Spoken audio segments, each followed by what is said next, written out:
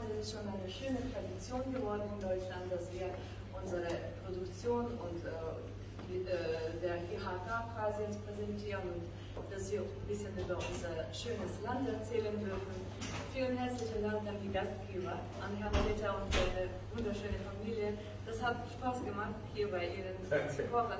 Ich bedanke mich bei beiden schönen Damen, Valentina Grautner, Verpflanzer, die extra aus Sachsen angekommen ist, und Valentina Margarnia, abchasische Fürstin, sage ich mal, eine sehr bescheidene, aber die jetzt wunderbar unterstützt haben. Ich hoffe, dass es alles schmeckt, und ich möchte ganz kurz sagen, also unsere Republik Abchasien liegt am Schwarzen Meer im Kaukasus, und es ist natürlich sehr schön, das Land mit eigenen Augen zu sehen, zu besuchen. Ihr seid alle herzlich nach Abchasien eingeladen. Wir freuen uns, wenn sich so eine schöne Delegation bildet. Herr Matzke organisiert das wunderbar, und genießen Sie den Abend, lassen Sie sich gut schmecken. Alles Gute und vielen herzlichen Dank fürs Kommen. Dankeschön.